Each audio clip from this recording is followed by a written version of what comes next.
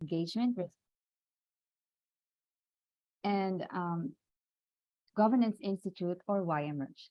I would like to officially open the fourth session of Emerging and Systemic Risk monthly lecture series co-organized by YMERGE and CFAL York by reading our land acknowledgement. York University recognizes that many indigenous nations have long-standing relationships with the territories upon which York University campuses are located that precede the establishment of York University. York University acknowledges its presence on the traditional territory of many indigenous nations.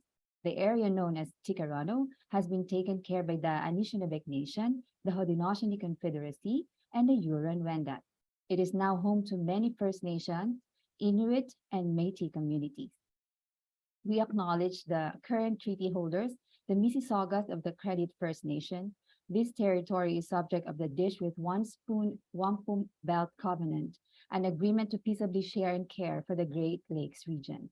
With this, I would like to welcome our directors, moderator, speaker, and respected participants today. I now hand the session to the University Distinguished Research Professor, the Director of YMERGE, Professor Jianhong Wu. Thank you, Ariel. So on behalf of the YMERGE and our collaborators, the YFAL, we are very pleased to have our distinguished speaker, David Baumken, with us today to share his thought about forward-looking for climate change, vulnerability, and resilience. David has been a tremendous force within your community and in beyond to push for research and in this area. So I will let our moderator to introduce more about that. I just want to say that the Institute YMERGE and CFA are very pleased to provide this forum for the exchange, the cutting edge thoughts and technologies in the general areas of disaster emergency management. So we're very pleased to hear. We're pleased to see the participants from all around the world. With that, I will pass on to our moderator, Professor Nayeli. Hello, everyone. Welcome. Today, we are listening to David Baumken, and he's going to have a talk on forward-looking climate change vulnerabilities and resiliency planning in the electricity sector. David is an adjunct professor and course director at York University, teaching graduates and undergraduate students critical infrastructure protection since 2011. And he is also a consultant specialized in emergency preparedness, business continuity, risk, and resiliency assessment. He retired from Hydro One after 37 years of service, and he definitely is full of knowledge. By this, I'm just opening the panel and I keep track of your questions. David. Hi, everyone. Thanks for joining me today in the discussion. I have about 12 slides that I'm going to go through, and hopefully I get through them all. I'm going to stay on script, I think, but actually before I get to my script, those if you have a pencil or paper and your whatever the case may be, there's something in the news, and there's always something in the news about climate change. But this morning, and this may not be new to some people, but it was new to me. And it was CNN reporting. It was about Antarctica's Doomsday Glacier, nicknamed because its collapse could drive catastrophic sea level rise. It's melting rapidly in unexpected ways, according to new research. So the glacier is roughly the size of the state of Florida and is located in the West Antarctica. Part of what holds it in place is an ice shelf that juts out into the surface of the ocean. The shelf acts like a cork, holding the glacier back on the land. And so why bring that to your attention? Because we're actually going to be talking about sea rise And it got me thinking when I read that this morning, and I thought about Hurricane Sandy, and those that are familiar with it will know that it occurred back in October, late October of 2012. Those that aren't, think about New York City. Everybody should know New York City. The storm surge then rose to about 13 feet. I believe, don't quote me on this, but I think the containment wall was about 10. So it was 3 feet over that. And the sea caused a significant amount of damage. So when we're talking about electricity and other critical infrastructure today, one of the risk is the rise in sea levels. So it's the warming of the oceans. And certainly we're familiar with that about climate change. Yeah, it's not going to happen. It's not going to rise the 2 feet that is expected when this glacier eventually does melt. It's going to take a long, long time, but 2 feet is a lot. And there's other indicators that are going to be going on with the warming that is concerned about the sea rise. So let me share my screen with you, and let me get you to my slides. Okay, let me see. There's my slides, and if you just bear with me a second, you will see my first page. Now, that tower is from the 1998 ice storm here in Ontario and Montreal area, Quebec. 25 years ago, but it's still fresh in most people's minds. The scope of today's discussion, you read that while I'm discussing some other things. Because like I said, I want to stay on script, and I'm going to do so by giving you some core information. So you look at the scope, and if you have any questions, we can talk about that. But climate change is causing major shifts in historic weather patterns with more frequent and severe weather extremes, including higher temperatures. It's resulting in a new risk profile for critical infrastructures. And it's not just electricity, it's others as well. So the United States Department of Energy, and yes, I will be talking about Canada, United States, and elsewhere in the world, okay? So the Department of Energy have identified the need for forward-looking climate resilience planning. So the recommended long-range planning is 50 years plus of the potential impacts of climate change over the anticipated useful life of existing assets and also any new assets under development. So currently, there's at least 17 US states, electricity reliability regulators, requiring electricity utilities to undertake this forward-looking climate change vulnerability studies and to develop resiliency planning, all of which we're going to be talking about. Additionally, and this is something you may not be aware of, and I'm going to drive these points home. Additionally, there have been a growing number of successful tort law claims, and I'll talk about that in a few minutes, that have been awarding significant monetary awards to plaintiffs where electricity utilities have been found not to have adequately prepared for the changing climate, severe weather events, resulting in customers being aggrieved by weather-related electricity service interruptions. So if you've been in Canada, United States, a long time, you'll recall back in 2003, we had a significant blackout extended for either a short period of time or up to a week. Many at that time that had lost their electricity had tried to sue utilities. And quite frankly, at that time, the thinking or the practice was you didn't guarantee a reliable supply of power, and no, you weren't successful. So we're going to talk a little more on how things have changed. So in the US, there's two legal doctrines. Okay, so again, I'm talking about the US because we're not the same here in Canada, but I want you to understand what's going on down there because it's important. So there's public utility laws, and there's also the tort law that I had just mentioned. So they arguably obligate electricity utilities to plan for impacts of climate change on their assets and operations. So some states, which I'm talking about 17, the public utility laws require the utilities to meet, among other things, prudent investment and reliability standards. So we'll talk more on that. And then the tort law, and this is important, establishes a duty of care that obligates the electricity utilities to, among other things, avoid foreseeable harm when performing acts or services that could injure others. As climate science becomes more precise and predictive, these legal standards take on a new meaning and compel electric utilities to engage in climate change planning. So we're going to start out in just a couple of minutes talking about historic weather conditions and how it's used because that's up till now what we've talked about is what historically has happened. However, more frequent and severe storms are causing more costly damage to utility assets. So if you're familiar with Nova Scotia, you'll know that this past September, Hurricane Fiona devastated many parts of the Maritimes, including Nova Scotia. That caused a bit of a problem for the province, other than the fact they had to restore power, in that the power company there has successfully, gotten approval for a 6.5% rate increase to cover the cost of damages.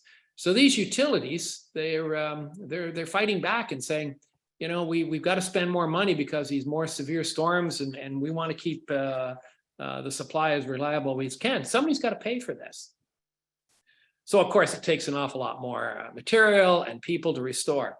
So in electricity, climate resiliency planning should consist of the development of climate vulnerability assessments and resiliency planning.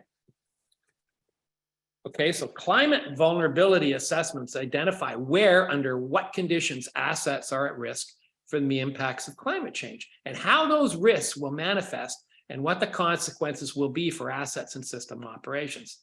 Based on the results, utilities should develop resiliency plans.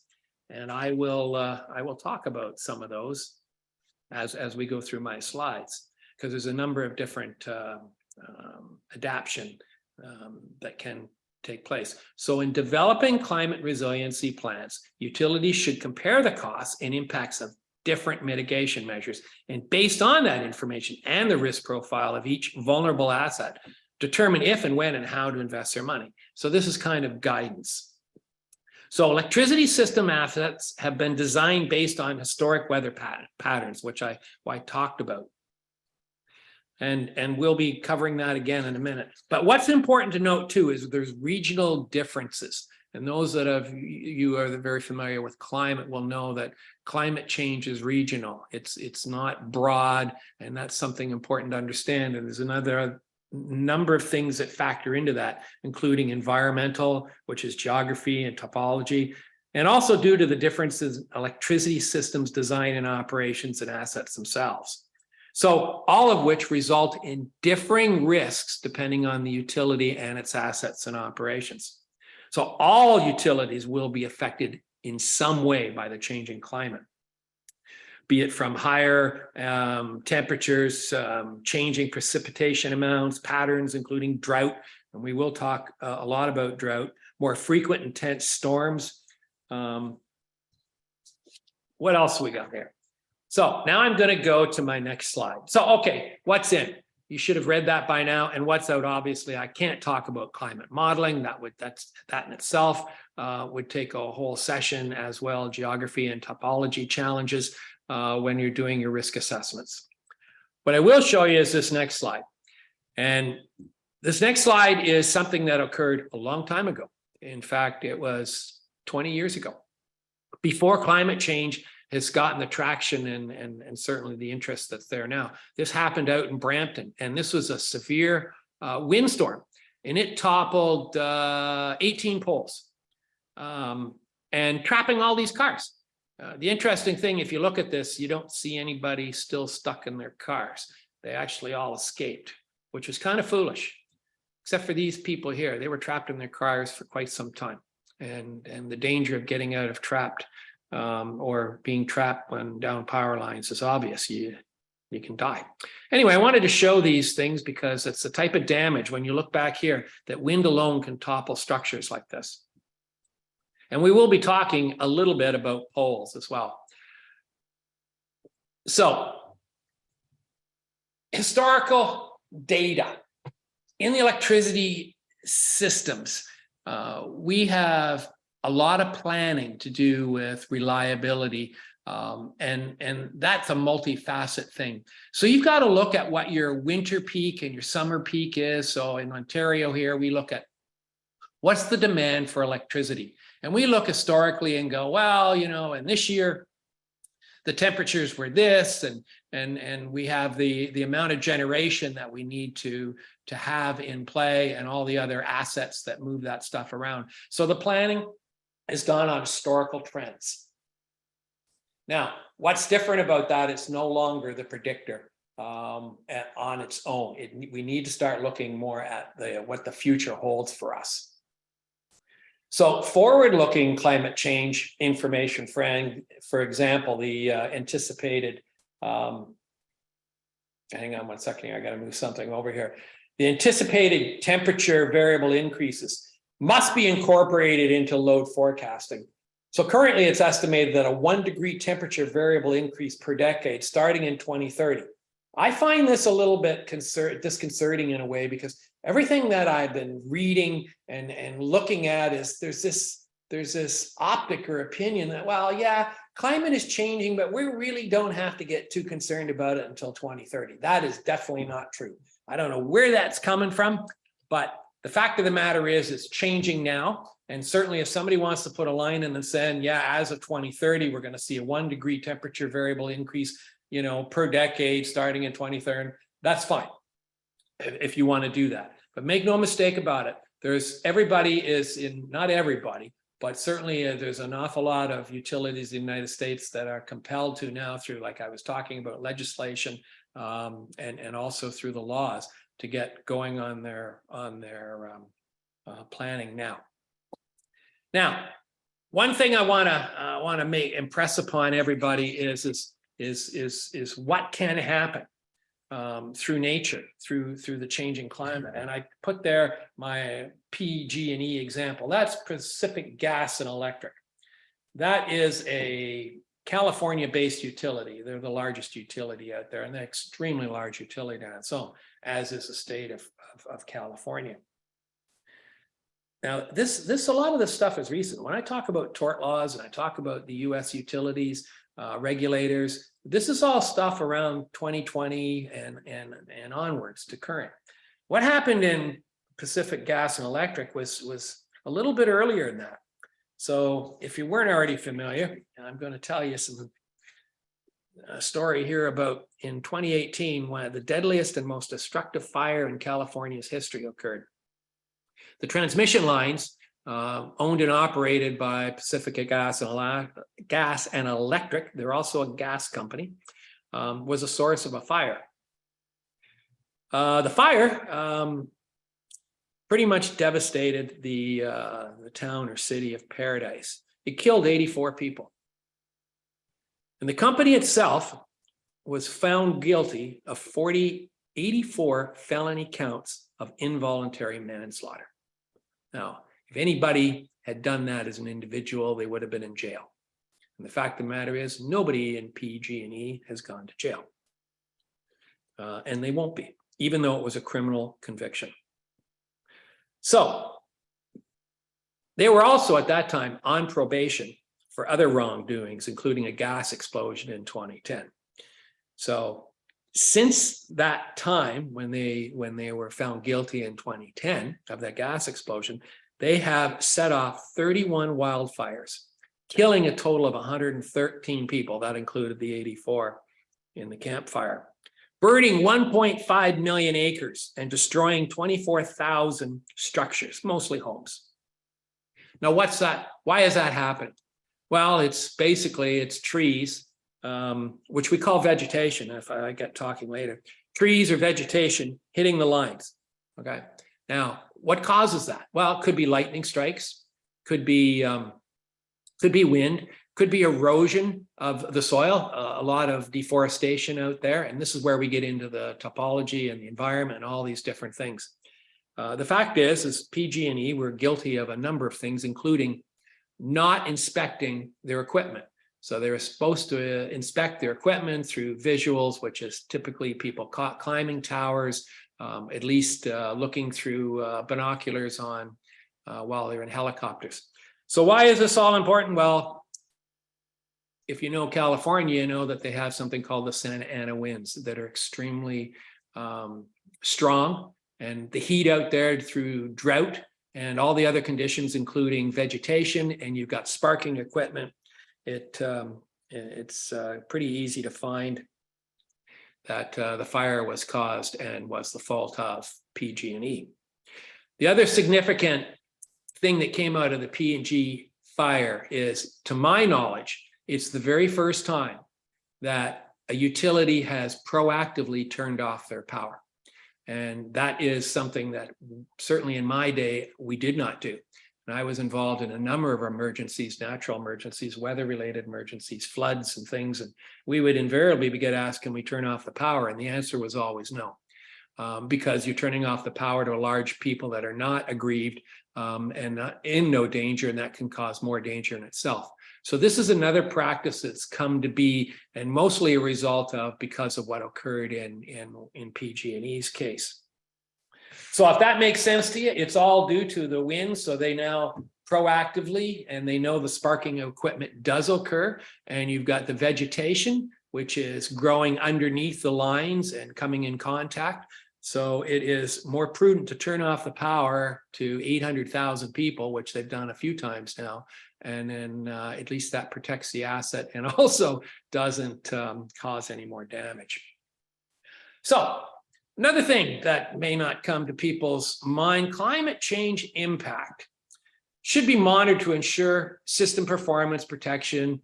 And that's kind of like, yeah, that's a kind of a no-brainer. But consideration should be given to heat stress protocols. So an increase in temperature and heat index may exacerbate worker heat stress. So the workers that are out there, and I can recall this from my day, we obviously have to be careful of whether it's a cold weather day or a really warm weather day, whatever the case may be. You can't be sending your crews out and working in those types of conditions. So with the expected increases in temperatures and things, you certainly have to consider your the heat and other cold factors on your crews. So it's all about safety. Okay. Let me just make sure I didn't. Okay. Sorry about that. Okay. Vulnerability and risk assessments. I call it a best practice because I'm kind of keeping this at a very high level to make sure that everybody can appreciate what needs to be done. So this is like a hazard identification and risk assessment. It should factor in the changing climate. Yeah, that's a no-brainer. To the asset's expected lifespan, and also projecting the exacerbation of aging of vulnerable assets. So when you put an asset into service, you have an expected life frame or time. And the electricity system is just like all the other not all of them, but a lot of the other critical infrastructures. Their expected lifetime is often far exceeded. I mean, I could talk to you about all kinds of other different critical infrastructures where they exceed it, but certainly in the electricity system, poles and other things, and we'll be talking poles later on. You have an expected lifespan, and you try and keep them running or used as long as possible because it's very expensive to replace. So utilities should evaluate the risk to their assets by comparing the anticipated future climate and the environmental conditions to existing asset characteristics, their location, the design, the operating parameters, and should assign a risk profile to each asset based on the likelihood and the consequences of being impacted, and use that to prioritize vulnerabilities and resiliency mitigation measures. Now, I talk about this as being a HIRA. So depending on where you live, so if you live in British Columbia, think about BC Hydro and the challenges they have out there. Their assets, pardon me, could be close to the rivers and the ocean. And sea level rise, as I've already mentioned, is a concern. If you're familiar with New York State, think of it like I said about New York City, the Hudson River. If you have sea level rise and you have flooding and you have assets close to that, you're going to have to do something about them. because the sea level rise can be, like New York City, I think, is it below sea level? That's rhetorical. It's very close, whatever the case may be. It's not going to take much to breach a lot of our rivers and or oceans and seas and things like that, depending on where the assets are located. Well, so more on that later on. Again, you've got to do this at an individual basis. This isn't just doing it at a whole utility and things like this. So I was involved in a project in the summer about upstate New York, or not upstate New York, it's all in New York. There's 5 utilities in there. So you got to look at it and say, well, let's look at where this system is, what that system does, how they interconnect, what the different assets are, because all of them have a different variable. All of them would have a different risk factor, depending where they are within the state itself. So you look at it in terms of there's they've got some mountains there or hills. Is it the Catskills? The Catskills, if memory serves me correct.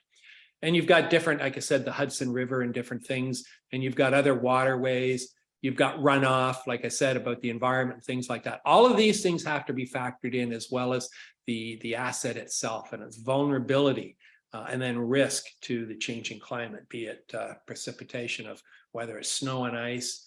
And again, you have to look at it in terms of your build infrastructure. A lot of the standards and that are in place, the equipment standards and the engineering is historical, just because that's what we've done in the past. And certainly they need to be now looked at in terms of new equipment. I mentioned new equipment at the onset of this. When you're looking at designs and things, you've got to factor in what the expectations are for the future climate, and factor that into your build. Okay, climate change mitigation. So there's 2 things. There's climate change mitigation, there's climate change adaptation. So quickly, let's dispense with mitigation. So mitigation is all about reducing greenhouse gas emissions and the things. And you'll hear the governments around the world, they've all made some kind of commitments, and some not so well at keeping them, about how they're going to reduce greenhouse gases and emissions, carbon emissions, whatever case may be. In the electricity sector, pretty much every generation gives off some kind of emission. Fossil fuel is obviously the worst. Coal, we're getting rid of that. Typically in North America, it's gone. Some still in the United States. Around the world, they're trying to get rid of those. And certainly there's some reluctance to go to some of the other technologies, in particular with nuclear. But the fact is that when you're talking about climate change mitigation, you're talking about reducing those emissions and greenhouse gases. So I'm going to focus on climate change adaptation. Climate change adaptation has actually been around for a little while. It's not that new. What is new is the fact that we're going to be looking at climate change forward-looking. So I'd mentioned sea level rise. We don't have that issue here in Ontario in terms of what they do in, say, BC or in the Atlantic provinces or down the east or west coast of the United States. But certainly when you look at flooding, melting of ice caps, also breaching of rivers and lakes. We have rivers, we have lakes. They can be breached depending on where we put our assets.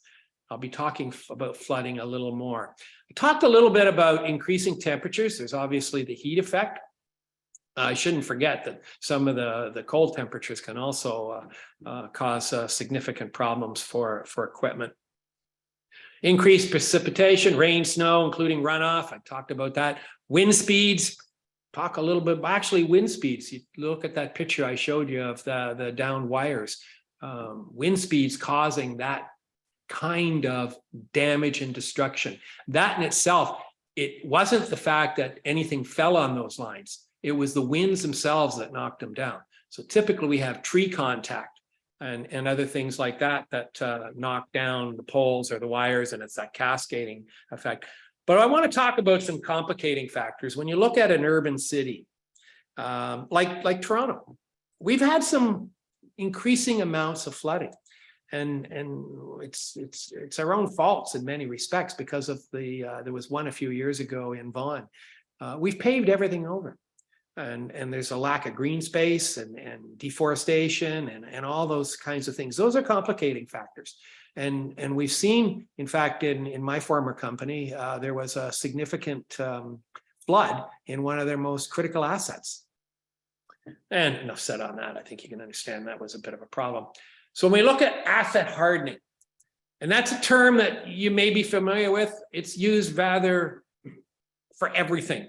It's everything from electromagnetic pulse to and geomagnetic disturbances for hardening assets to atomic explosions, as well as severe solar storms. But we're talking about here, in this case, of putting up barriers or containment. And that's what asset hardening would be to certain aspects of weather. Asset relocation. And that's something that certainly needs to be looked at, because if you're going to have the potential for flooding or other consequences as a result of severe weather events, then you need to look at relocating it, or certainly do, and if that's not necessary, then certainly when you're building new locations with assets, keeping that stuff in mind. There's reduced restoration costs. I have a slide that I've purposely put together to talk about emergency response. Vegetation management. Yeah, that's an issue. Utilities in the past have been, when there's cost cutting that needs to be done to budgets, unfortunately, there has been times where they have cut the cycles for vegetation management, which is, cutting trees, trimming them back and things like that. And then you've also got other challenges. If I can recall, my son and I, he lives downtown with his family, and we wanted to trim a tree. Try trimming a tree downtown Toronto. If you don't have permission, you can be fined. So you need the cooperation of the local governments when you're looking at vegetation management around hydro wires. Undergrounding, my goodness. I heard about this in the '98 ice storm. Why don't we just put everything underground? And well, there's a good, first off, the reason is to put it underground is anywhere from 10 to 20 times the cost. It's a lot easier putting things underground when you're doing it to begin with. So when you're building, but to underground things that are already in place, I don't think we can pay for that. It would be you'd need a really solid business case to do that. And because somebody's going to pay for it. Like I said about the Nova Scotia rate case, they're having to fund more, storms and restorations, and people are getting their rates increased by 6.5%. The cost of undergrounding would have that kind of trigger effect. Somebody has to pay for it. So yeah, the project I was involved in the summertime, that was one of the requirements, is we want to know what it's going to cost and what it's going to take to underground. Well, yeah, you can look at it in cost, but you also have to look at it, you're transferring the risk. So if you take assets, wires, towers, structures, and if you move it all underground, you're now making it, you've taken away the risk it poses overhead. So no more severe weather in terms of ice and wind and things like that, a problem. But moving it underground, now all of a sudden it's vulnerable to flooding. And also break fixed. Trying to find and fix a problem when the stuff is underground and certainly buried under concrete in cities, it's extremely costly. So it has to be a well thought out, and moving it underground doesn't mean you have no risk. All it means you've transferred it, and maybe you've lessened your risks in some respects, but maybe you've also, your exposure is still there in many others. So let's go. Wooden poles. My goodness. When I was doing this, I thought, when was the first time we used a pole? 1844, pardon me. It was for a telegraph line. Okay, so telegraph companies use them. They'd originally thought they were going to put them in underground, but no, they didn't. Because of the cost and easier to install. It is much easier to install things overhead. It's much quicker to recover when the stuff is overhead and you can pick it up. Poles, they're expensive and they're time consuming, but they can be put up relatively quickly. One of the things that's maybe not well understood, and something that needs to be certainly understood in terms of what the risk would be, there's a company called Stella Jones. It's a Montreal-based company. It supplies the continents, all of North America, major utilities, since 2013, their sales have doubled. Okay, so they're going through a lot more poles, 1 million poles a year. Interesting, utilities are looking for taller poles. So they'd like to get the poles a lot taller, and therefore maybe they don't have, not maybe, their vegetation management doesn't have to be done as often. Get it up a little higher. Of course, there's increased cost, and you also, it takes about 10 years longer to harvest or grow that pole. Other options are concrete, steel poles, and things like that. You know, I'm gonna take a minute and break away from the myths for a second, because I want to show you something. This is Stella Jones. This is impressive. But remember, this is the major supplier of all poles. And I'll talk about that in a second. Wood poles are vital to North America's industrial infrastructure. Every year, replacement and line upgrades are essential for keeping the utility and telecommunication industries free of service interruptions. Stella Jones's continental network of production facilities and solid relationships with key wood suppliers guarantee inventory availability where and when you need it. Always at the forefront of process innovation, our treating expertise allows us to meet a multitude of specification requests and supply a high quality and durable product. Our strategically located plants utilize all modes of transportation to deliver our utility pole to you. This ensures you improve your infrastructure through our high-quality service and products. With over 25 years of wood treating experience, we continue to maintain our entrepreneurial spirit, valuing initiative while managing a vast array of resources for large-scale projects. Dedicated and innovative, Okay, that's all well and good. You've got one supplier, and as long as there's a willingness to share, because 1 million poles is a lot, and I'd imagine they can ramp up production. I would just like to see the contracts. I'm not in a utility anymore. I'd want to look at that and see what kind of risks, if any, and how they're being managed. I hope you understand what I mean by that. I mean, it's obviously a single supplier to the majority. That's quite something. Okay, let's go to the next slide. Something you may not know. So May last year, May 24th, what was it called? Derecho was the name. There was a severe windstorm in Eastern Ontario. And quite frankly, I've seen a little bit of hype to it. It was a significant storm. It knocked out power to many, many people and caused an awful lot of damage. But here's some examples. Hydro One had 1,900 broken poles. Ottawa Hydro, 400, and Quebec, 1,250. And I read somewhere a while ago that it was the worst damage in terms of poles. No, that's not true. In fact, in 1998, to illustrate the difference in an ice storm compared to that windstorm, and it was significant, the one we had about 10 months ago, 10,750 broken poles. Nova Scotia on Fiona was 2,000. So again, to recap what I said before, repeat myself, wooden poles break a result of tornadoes, hurricanes, high winds, tree contact, ice accumulation, and yes, vehicles. Vehicles do a good job, unfortunately, of knocking down poles and causing significant outages, especially in rural areas. So they're vulnerable to the risk of aging, and certainly the more it rains and the different types of soil and erosion and all this type of stuff, it's certainly going to potentially exacerbate the aging. Woodpeckers are also a bit of a problem. Storm surge, covered that before. Low-lying transmission system stations and underground equipment. Extreme heat, drought, high winds overwhelms transformers at substations and can spark wildfires. Pacific Gas and Electric. I mean, that's the case example there. Emergency preparedness response and recovery and restoration. So if you're looking at forward-looking climate change planning and you're going to have more severe storms and the frequency is going to be greater, you need to reassess your mutual aid resources. Utilities, by and large, do not have significant staff on to handle emergencies. They rely on partners these mutual assistance agreements. You need to look at them and strengthen them if need be. I think the May storm this past in 2002 is a good example of that.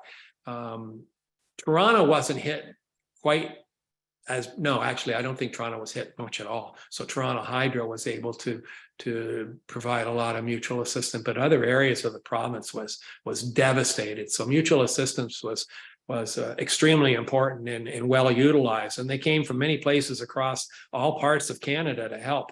So prudent to reassess those with the future severity and frequency.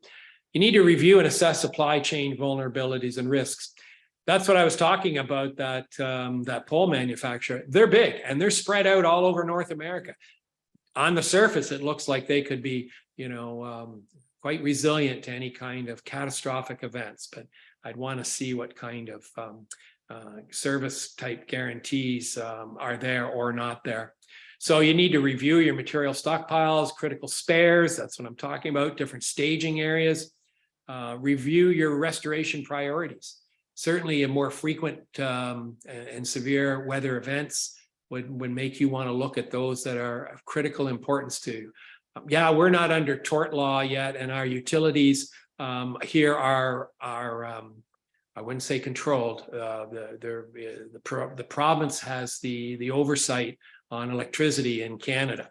The provinces and territories do, whereas in the United States, it's a combination of both. The federal government here has a limited role, and yet it does get involved. So it's different between here and the United States. Nonetheless, you want to take a look at your critical customers and make sure that you've got them factored into whatever restoration plans that are needed. So, and it should go without saying too, emergency preparedness planning, including drills and exercises, should factor in forward-looking climate change information. And this is one of the areas I really like working on, is developing drills and exercises to be prepared. And quite frankly, you have to look at things, more complicating factors as a result of what can occur. So it's not a single contingency. You could get hit with multiple waves of problems. The 2003 blackout in the Northeast here, that particular week, yeah, the blackout occurred on a very nice sunny hot day for a number of reasons. But during that week, when we're restoring power, we went through a number of severe summer storms that also caused us problems. And we also had a cyber event. So all I'm saying by this is that looking at future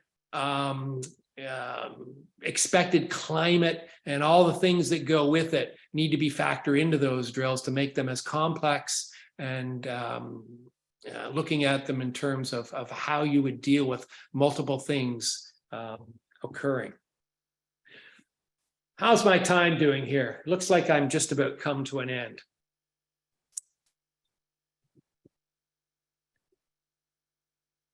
So I'm going to stop. Even though I've got some more slides, basically what I had was I was going to go through some best practices, and let me paraphrase here. At a very high level, I had put these down. It was everything that I talked about here. You need to take a look at so as a country, we should be looking at it and saying, what are our mission or climate change objectives in terms of reducing the carbon and greenhouse gases. We need to factor that into how we're bringing new generation online and factors like that. So it needs a coordinated overall approach. And I certainly am seeing signs of that throughout Canada and more obvious in the United States. So I'll leave it at that. Thanks a lot, David, for the excellent presentation. So we're receiving a few questions in the QA section. Everyone, please feel free to add more. I'm reading them out loud, and I think you can also see them yourself. So Joanna is asking, what professional advice would you give to anyone in the emergency management field looking to break into the electricity sector or anything pertaining to critical infrastructure? Advice on how to break in? Yep. I've certainly seen over the past few years, many job opportunities. One thing about electricity companies are that once you're in a company, there's lots of latitude to move around. So you may not get the job you want to begin with, but you'll get there eventually. So maybe you have to take something not necessarily right in your sight line. I know I went through about 5 different careers at Ontario Hydro and Hydro One, and I still believe that those companies are amongst the best and in terms of training and giving you other opportunities. So don't turn down an opportunity because it may not be exactly what you're looking for. Use it as a stepping stone if you're into, really want to get into electricity or any company for that matter. Yes, true. So we're waiting for questions, and meanwhile I can ask one.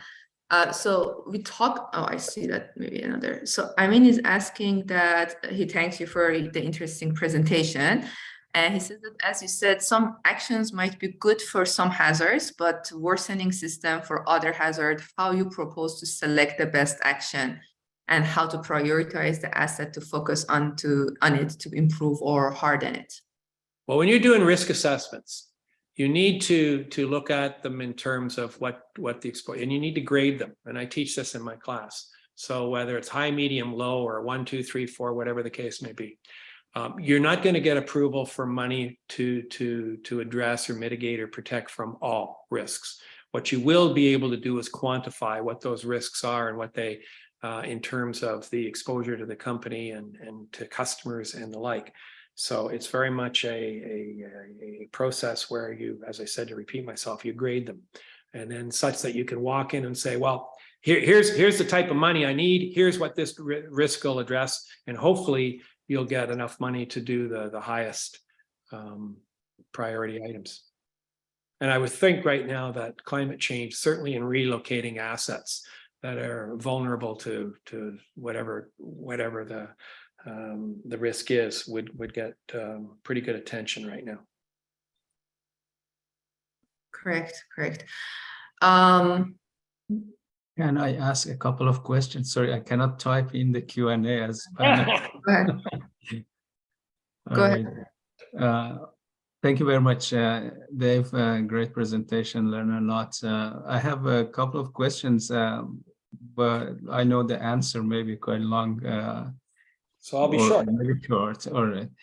One question is about the power utility companies themselves. From your perspective, how serious they take climate change into their, strategic planning, management, operations, etc.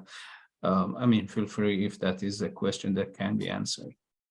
The easy answer to that is in the United States, and my work I did last summer on a project, many of and I said those 17 states, they're compelled to. So through regulations, and they're quite strict, and the penalties are quite significant. So they are forced to.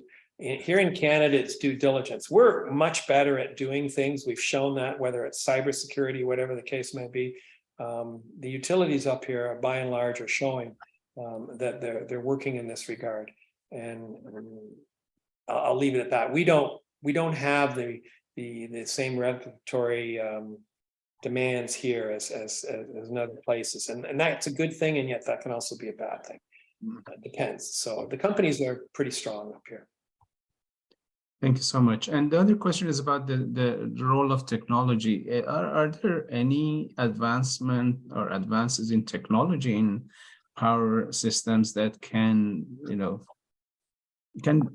be considered with regard to climate change, or, for example, going to microgrid, or all those kind of things? Are they a solution to this, or what do you think about that?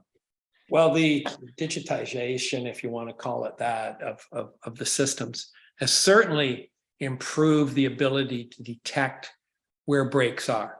So I mentioned that when you underground things, it can be a lot more expensive to even find it. Well, finding it now is a little more precise than it was in the past. What hasn't changed is you might be digging up vaults and different things that are not easily accessible. That part hasn't changed. So predicting and identifying where something is broken and needs to be attended to takes away that surveillance time. The use of drones is incredible in being able to find breaks in lines in Northern Ontario, whereas before you used to have to get out and walk or go through bush or helicopters, and helicopters can be not only expensive, but the drones certainly can do a lot.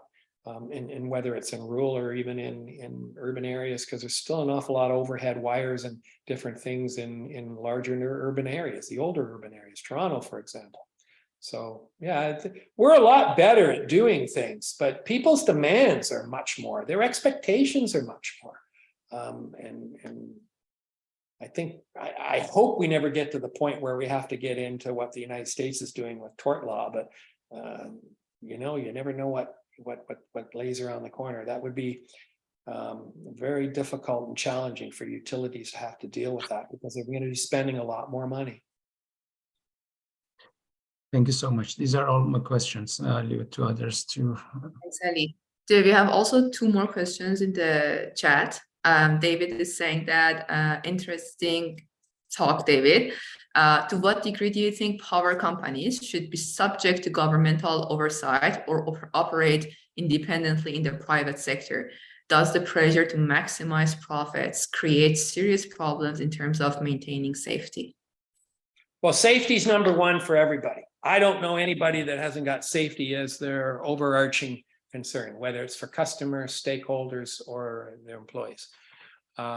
Whenever you have government oversight, I cringe at that, because in what I teach in my classes is we've got regulations or standards. They better be justified. They better be measurable, and there better be significant penalties for non-compliance. Canada's not good at that. We are one of the weakest countries in the world in terms of holding those accountable in terms of monetary penalties. And I could go on. I think you've all heard airlines and different things like that. Electricity is in Canada is the utilities do quite well. There's other places not so well, and maybe it's justified for where they're doing it. I wouldn't want to see the Ontario Energy Board, which oversees our utilities here in Ontario. They're doing what I view as an excellent job. And but again, that's a bureaucratic organization, and somebody has to pay for them. So anytime you bring in new regulations, ultimately somebody's going to pay, and so better be justified and better be cost effective. Otherwise, why are we doing it? So I think we're fine in Canada. I like to think so, although we're under some great pressures because of the rates. Okay, electricity used to be, back when I first started, and our rates were amongst the lowest in North America around the world. We're now amongst the highest. So anytime you do something, and these storms, they're causing us significant increases in manpower and materials. So this is going to happen. And my statement about every utility is going to be affected. They are. So where are we going to cut? Where are we going to cut? Don't tell me we're going to cut vegetation, because if we cut vegetation, tree trimming, what happens there, right? If you try and bury it, you can't bury it. You can't afford to bury it, right? Unless you're building a new subdivision. I shouldn't say you can't afford to. You don't want to, generally. Okay, thanks. And we have another question from Lisa. She's asking, what are the pros and cons of the system we have in Ontario, where there are a number of smaller and even very small local electricity providers in addition to Hydro One? What's the question again? Why is there still so many? What are the pros and cons of the system we have in Ontario? Well, yeah, the smaller utilities, by and large, they're in rural areas. I shouldn't say it that way, but you know, they're good at what they do. They've been around a long time. The customers or the people are quite happy with them. Bringing them into a big organization, being, you know, sucked into either Toronto Hydro, Hydro One, or Electra, or one of the others, you know, people's feeling is they're going to get lost. Nah, they get good service in the little ones, and I wouldn't, unless there's a cost reason for doing so, I wouldn't change what seems to be working right now for them. There has to be a good reason. Okay. And we are right on time, but let's answer Robert's question if we all agree. He's saying that in the US, my understanding is that the utility that receives mutual assistance from other utilities for a severe event must pay the full costs of that assistance. For That's- example, the labor and travel cost of utility crews who deploy before or after the event. Is Absolutely. this in Canada as well? And Yes. yeah. Yeah, it's not a money-making scheme. Mind you, these people are all working overtime and things. It's significant.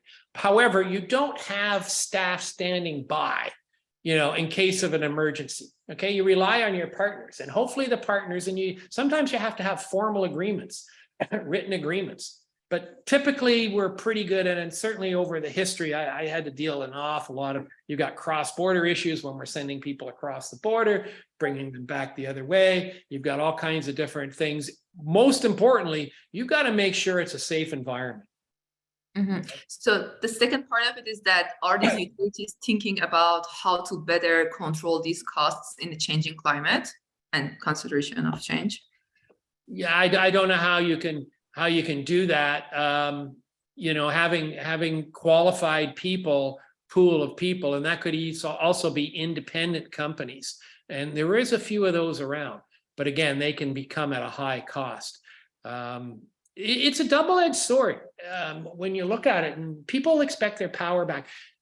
Let me put it this way: when you lost power in 1998 due to that ice storm, you were inconvenienced, but you were nowhere near inconvenienced than if you lost power now. When you look at our reliance on electricity and power and all the different things, everything we do in life right now, as compared to 25 years ago, there's no comparison. We're running out of time, just to make sure that we have at least a brief answer to all the exciting questions that we're receiving. So I just shortened some of them. So Michelle is asking that if you are familiar with any efforts to protect the electrical grids from cyber vulnerabilities. Oh, yeah. Cyber was the biggest concern following the events of 9/11. And certainly we went through years of a lot of concern about the ability for adversaries to take out our power grid. And in fact, the first time that the system was actually taken out by a cyber attack was Ukraine in 2016 and again in 2017. The Russians did it. Other than that, and now, yes, they have the capability. Whereas what I talked about at the beginning, no. But there is significant money spent on cybersecurity. But the bad guys can do stuff now they couldn't do before. And that's because of digitation, okay, or digitization, whatever you want to call it. Yeah, of course. I mean, technology is always exciting, but has its own drawbacks. We are almost right on time. I would like to ask Ali to maybe deliver the closing remarks, please. Thank you very much, Malcolmus, for moderating this session, and appreciate your time. Malcolmus is one of our active YEmerge researcher and also a faculty member with Lausanne School of Engineering. Thank you very much for doing this for this session today. And also thank you, David, for giving this great presentation. I am sure everybody enjoyed listening to that, and there will be some connection follow-up on that for sure. And thank you all for participating in today's session.